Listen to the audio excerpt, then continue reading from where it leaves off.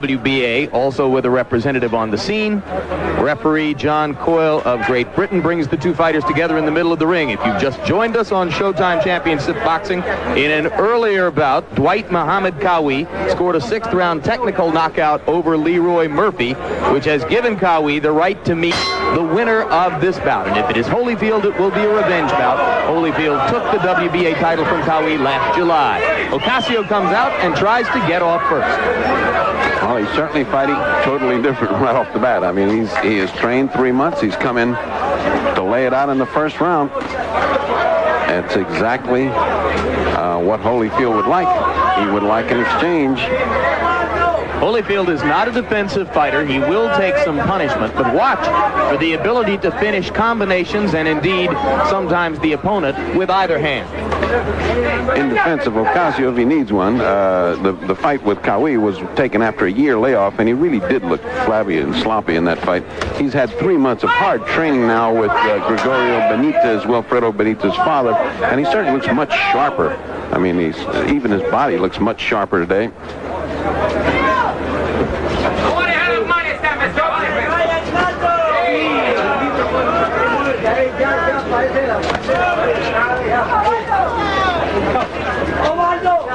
Holyfield not yet able to land the combination.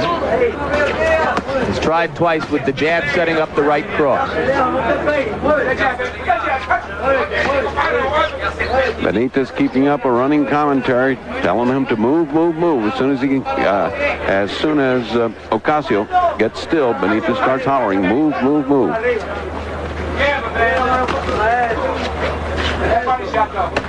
The difficulty in watching Oswald Ocasio is that his punches, even when they land, don't have a great deal of steam or power to them. Round one of a scheduled 15 rounds. Holyfield has gone 15 once in his career. Ocasio has done it 5 different times. Few here expect the bout to go that distance.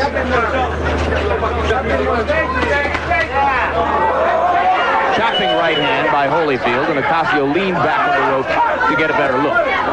A little bit of the amateur in Holyfield, and I think he's getting already a little frustrated. It's only the first round. But already we have seen a great variety of ways to hold and grab and tie up a fighter. Ocasio's a master at doing that.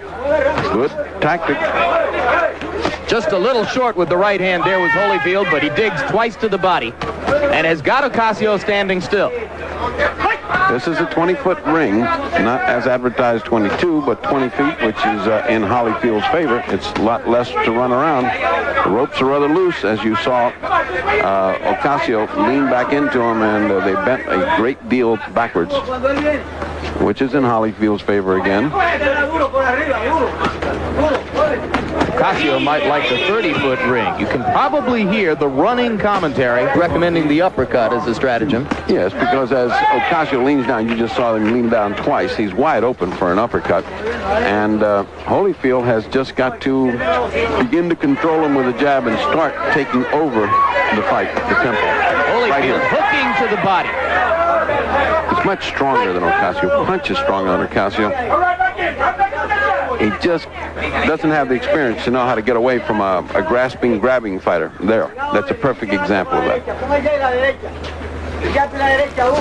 Which, by the way, is a perfectly legitimate boxing tactic. You don't have to fight every minute of every round if you're smart enough to hit somebody and hold them and get away with it, as he just did again.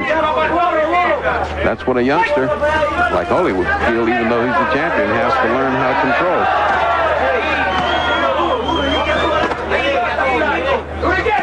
Capacity crowd here in Saint-Tropez. They are not the noisiest crowd you've ever heard. The French tend to treat boxing as much a romantic art as a vicious blood sport. Is it a vicious They cringe a little bit during punishment. Is it a vicious blood sport? I never thought so.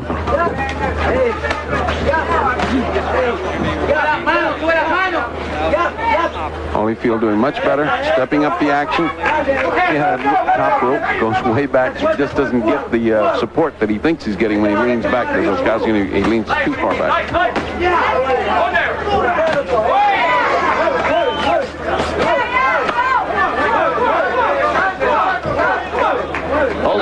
beginning to connect inside, Ferdy. Holyfield much faster hand speed and much sharper punches.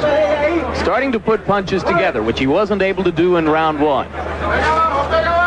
I think those twin hooks to the body early in the round got Ocasio's attention. And now Holyfield is able to bear in and pin Ocasio against the ropes from time to time. He's coming in just as Benton trained him. Double, triple jab, and then the right cross, and then a hook behind the cross. He just did that last series of punches. He's just doing it again. The 2 or 3 jabs gets the other man on the defensive, not looking for the right hand. Comes the right hand, he thinks it's over with, and comes the left hook after that. So the perfect combination. And you can certainly see why lovers of hard punching love Holyfield. He delivers each blow with a purpose. And it's also why the Holyfield-Dwight Cowie fight was such an attractive fight and so hard to judge, and why it's going to be so good coming up. Solid right hand against the ropes by Evander Holyfield. Ocasio slinging him away and then backing up again. As long as Ocasio backs straight up like this and leans against the ropes, Ferdy, he's going to take a pounding. Charlie Holyfield doesn't forgive him any moment. I mean, he makes a mistake, Holyfield's there to make him pay. He's an active fighter. Much better second round. 5 days, and I have enjoyed it almost as much as Holyfield is enjoying chasing Ocasio. I thought you were talking to Leroy Murphy in the hotel lobby. I was talking to Leroy's shirt, actually. Round 3 of a scheduled 15. Bout began to turn in Holyfield's favor in round 2.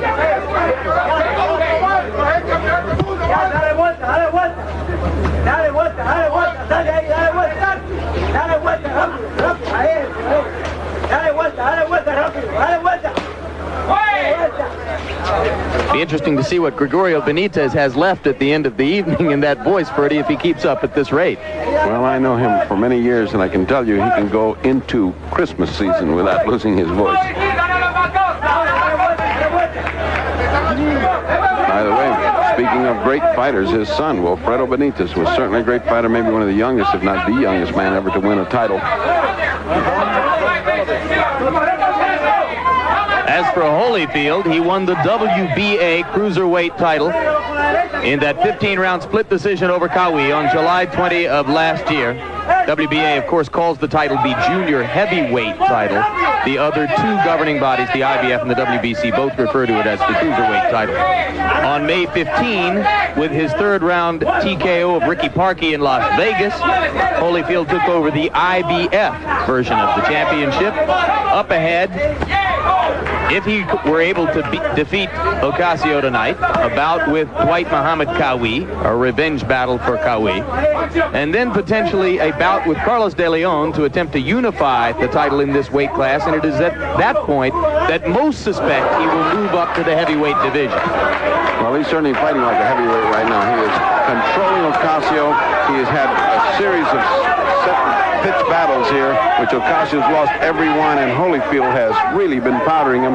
It is beginning to look like the wear and tear on Ocasio is showing. The one left hook about 15 seconds ago landed flush on the jaw of Ocasio, and he grimaced as he moved away.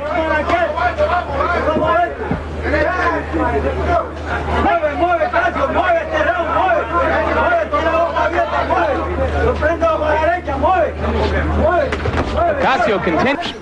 Easy to say, but when Holyfield's in front of you, pushing you against those ropes, there's nowhere else to go. That's what we talked about at the top of the show. Cutting him off, dominating him with a jab. Everything we said at the beginning, Holyfield just showed in that last round, and it's beginning to pay off. And he's stepping up the gas.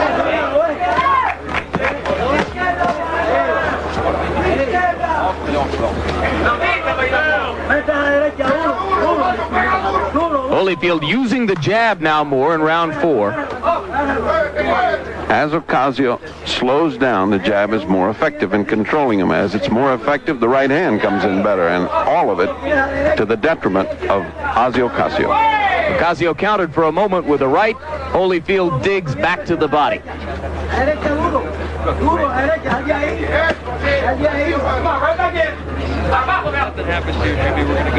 Ocasio has had the unfortunate habit of punch, and then grab. Holyfield, once he finds out that the punch is going to be followed by grab, moves away and starts punching himself. Of course, that results in more punishment on Ocasio. Back to the ropes for Ocasio just then. You saw Holyfield there doing something he's tried to do, and there again, coming up the middle with the uppercut. Indeed, Ocasio holding his hands apart and making that available to him.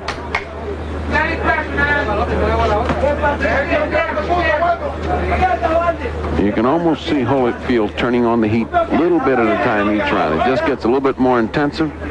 The punches a little bit more meaningful.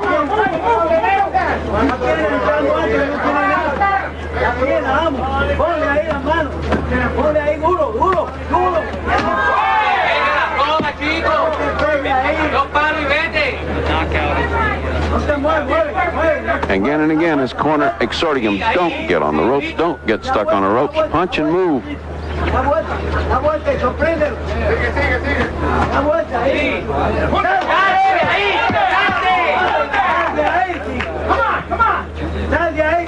We're in round 4 of the scheduled 15. Beautiful double jab and a right hand by Holyfield. Double title holder Evander Holyfield dominating Ossie Ocasio of Puerto Rico as he tries to retain his championship and point toward a second battle with Dwight Muhammad Qawi. Ocasio taking punishment against the ropes.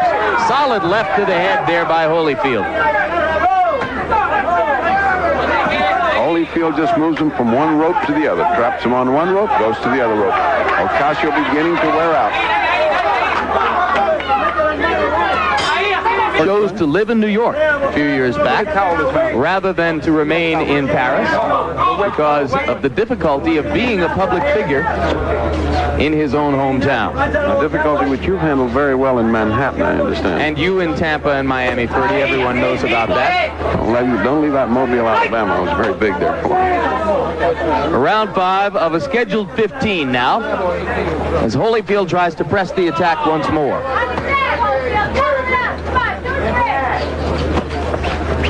In case you joined us late here on Showtime Boxing, in an earlier bout, Dwight Muhammad Qawi scored a 6th-round technical knockout over Leroy Murphy to put himself in line for a shot at the winner of this fight.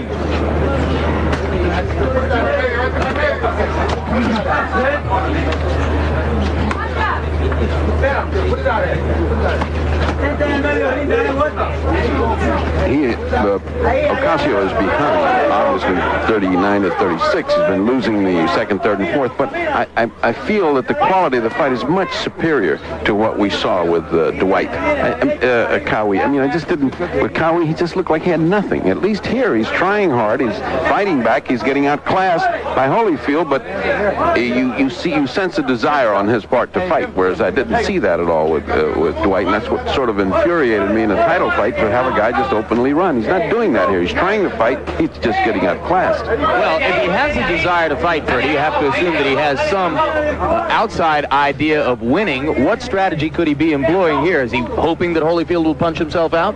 He's hoping he'll get tired. He'll make a mistake. Unfortunately, when you have a fighter that can't punch, your options are rather closed, because even if you're waiting for him to get tired, if you blow out all those first rounds, you're not going to knock him out. You're not going to outpoint him. So he is in a difficult position for a man who can't punch and who is slowly, inexorably falling farther and farther behind. Ocasio has a record of 21 wins, 3 losses, and a draw, only 11 knockouts. And when a fighter at this level has knockouts in fewer than half of his bouts, then that is a fair indication that he can't punch, because obviously many of the early opponents in the career are of lesser stature. That's exactly the point. All his knockouts came out early when he was fighting just opposition to get him training fights, and then when he got up into the real divisions, he got hammered by Holmes in 7, got knocked out by Dokes in 1. Short right hand inside stunned Ocasio, who stopped movement for a moment, and Holyfield was able to press in and land a couple of more. Ocasio now flinching and merely trying to defend himself. Under Holyfield in the black trunks and Osvaldo Ocasio in the red begins. Holyfield defending his WBA junior heavyweight IBF cruiserweight crown in the 190-pound weight class. Very frisky on the part of Evander Holyfield. He's bouncing up and down now like if he was just having a wonderful time here. This bouncing up and down does him little good, though, doesn't it, Ferdy? He'd be better off to settle down on his feet. Just doesn't do him any good, but when you're feeling frisky and everything's going your way, you're a little coltish. Well, what he did was allow Ocasio to land his first solid blow of the fight. Yeah. A right hand. And the crowd responded because up to now it's just a one-way walk away. Might have been a bad idea for Ocasio. Evander is back down on his feet now. It was a bad idea. Obviously, if you're going to bounce around with a guy who can bounce around as good as Ocasio, that's his territory, not yours. Holyfield pressing forward, starting to use the jab again now. Follows with the right. Every round, Ocasio goes to the same spot on each corner and lays there and gets pummeled. Keeps that up, he's going to have to start paying rent on that top rope over there. Directly across from him. I mean, he just keeps laying there and getting killed. Come on, get up, get up! Now wait! Get that jab and get up! One of the things that strikes you when you come to Saint-Tropez in the south of France is the orderliness of the crowd and the quiet of the crowd.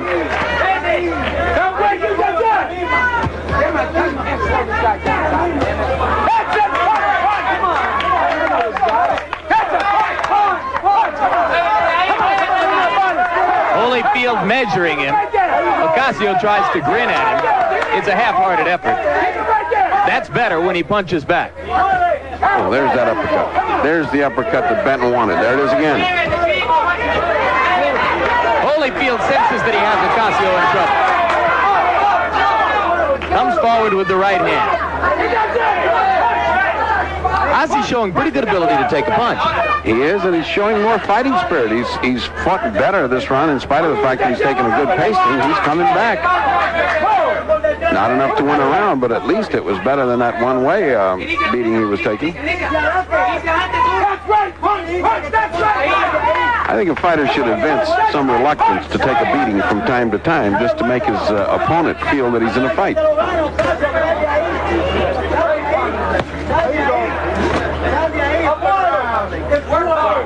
Interesting that although Ocasio is 8 years older, Holyfield is much more experienced in the ring. He had 170 friction after being out for several months as the result of injuries suffered in an automobile accident. It's nice to see Ace back in the Nouveau corner.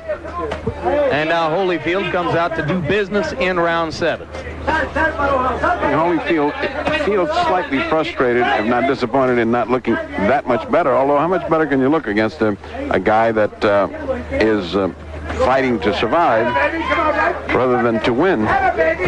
Well, he's pitching a near shutout by our card. Maybe he lost the first round, as you said, but certainly he's won every one since then.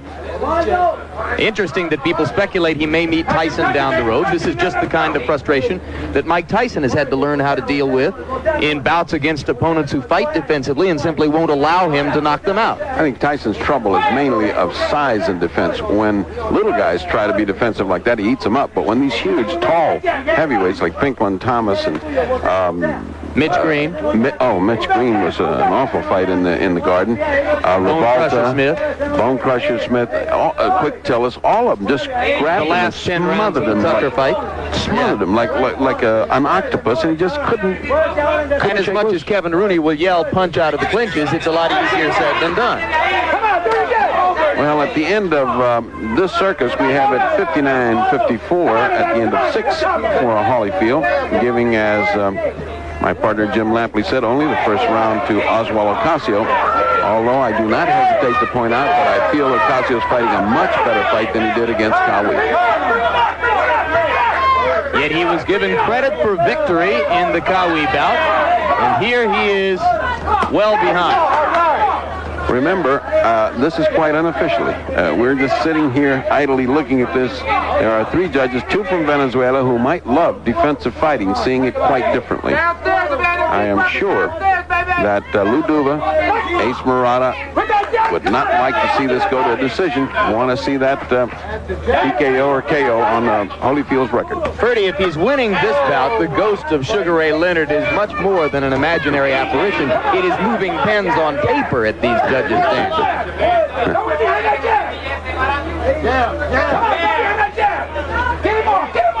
7th round of a scheduled 15 in Saint-Tropez on La Côte d'Azur. Pieces of tape, little flick of tape coming off a Holyfield's glove, which will result ultimately in having to put some more tape on it, or else stopping the bout for Nouveau to do that.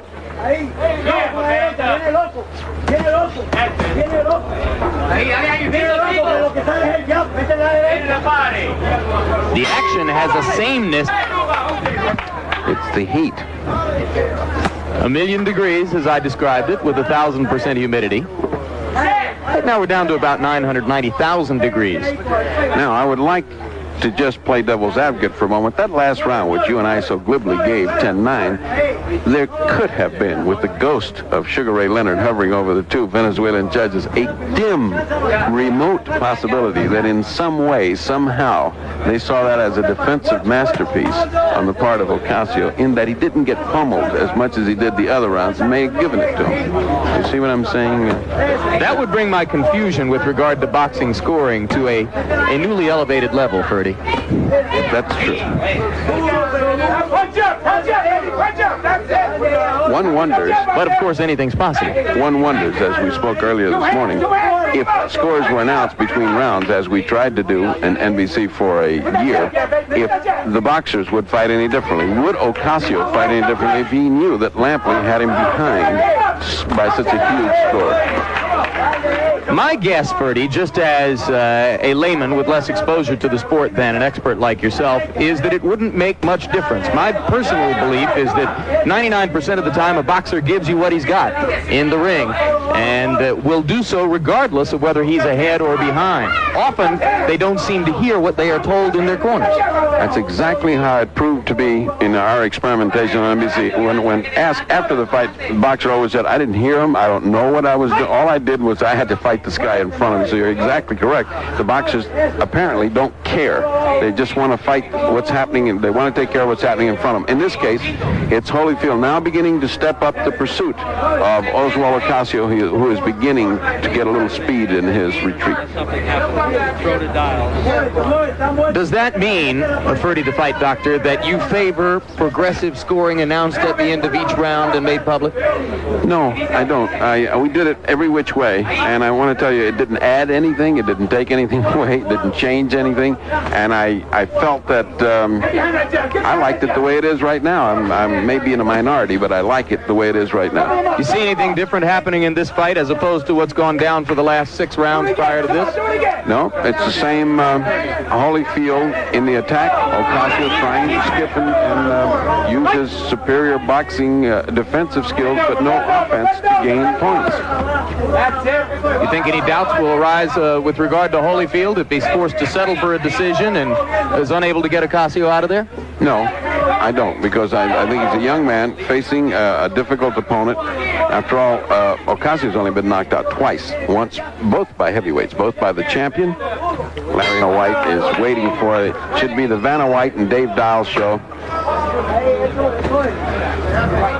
And in the background, you hear the pleasantries being exchanged at the end of that interview, which was indeed a beautiful thing. Well, it's been 3 years since Evander Holyfield graduated from amateur boxing along with his Olympic classmates of 1984, Mark Breland, Pernell Whitaker, Frank Tate, Meldrick Taylor, Henry Tillman, Tyrell Biggs, and several others. He was the first in the group to win a world championship, despite not having won a gold medal at Los Angeles, where he was disqualified after the semifinal bout with New Zealand's Kevin Barry for punching on the break. Most of you will remember, if you saw it, Barry going down from a punch that Holyfield threw just as the referee called for a break. He was awarded a bronze medal, and the Yugoslavian fighter who won the gold pulled Evander up onto the stand with him. Early in his professional career, he demonstrated tremendous potential, went on to fulfill it by winning that title against Cowie last summer. And of course, as we mentioned earlier, Ferdy, the speculation is that much better and indeed bigger in terms of weight class, things are on the horizon for Evander Holyfield. As often happens when you see just a whole team of guys win the gold medal, the most unlikely one, I'm not saying that Holyfield is certainly not in talent unlikely, but the others got the publicity, they got the magazine covers, they got the big contracts. Holyfield just came out of nowhere, I think he is, if you look at him, in comparison with the rest of the group, he is far ahead of them. He's developed better than and faster than Breland, and better and faster than Pernell Whitaker and Meldrick Taylor, although those three youngsters are well on the way to being in the top ranks of boxing. Breland, of course, already being a champion. But they haven't had the sparkle, the hit, the charisma, the sizzle that Holyfield has. Of course, that has to do with the weight and has to do with the prospect of fighting Tyson down the road. I mean, what's in store for Breland? I mean, you can't name opponents that are wonderful for him to take on. The Breland camp complains that they have been unable to lure Lloyd Honeyghan into a welterweight unification battle. Breland, of course, will face off against Marlon Starling in defense of his WBA World Welterweight Championship next weekend in Columbia, South Carolina. And if he can win that bout, then he will defend the title here on Showtime in the fall. Come on, that's right, that's okay. That's right, come on, baby. Come on, baby, that's right, come on. Benitez is saying to him, put your right hand in there, he'll fall, meaning Holyfield will fall. In the meantime, Ocasio looked over there, disbelieving agony, like saying, are you kidding? Good left hand right there by Holyfield, who was able to bring it over the top. For it so far, Purdy. 89-82, Holyfield ahead.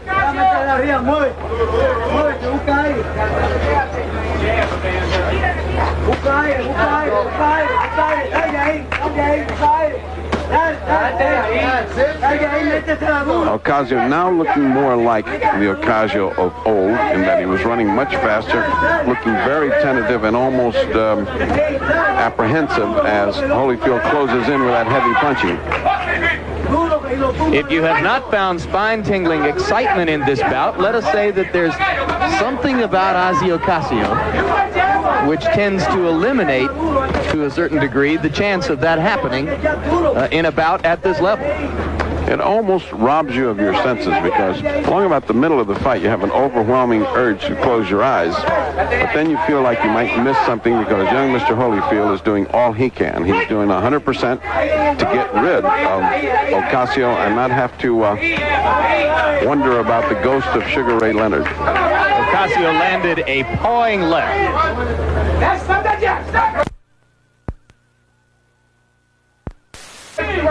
Closest thing he's mounted to an assault in recent rounds. Holyfield has not been as sharp for the past 2 rounds. Perhaps he is indeed beginning to tire. Or get frustrated. I mean, it's very difficult to keep up that high speed when the other guy's just running, grabbing, pawing. In order to fight, you have to have 2 people. It's like playing a tennis game where guys just lobbing the ball back quietly. No matter what you do, he lobs it back. I mean, pretty soon you're getting, your interest wanes. Should we replay some of the color shots of Saint-Tropez? I'd like Styles talking to his 2 relatives on the bench there, having a drink. I've never seen him so relaxed. More relaxed than we've ever seen him. Como-esque, I'd call it. Oh, good right hand, good left hook. Best punches of the fight. Solid right hand. Evander trying to finish. First genuine trouble that Ocasio's in, 2 punches by Holyfield.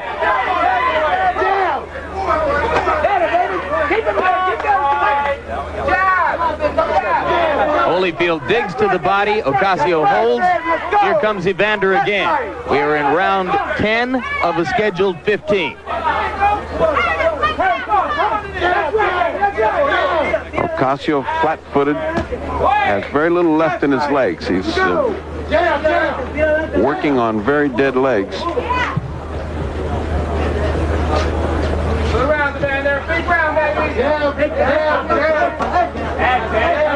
Nouveau yelling, it's the nature of boxing. You build your career on fading fighters.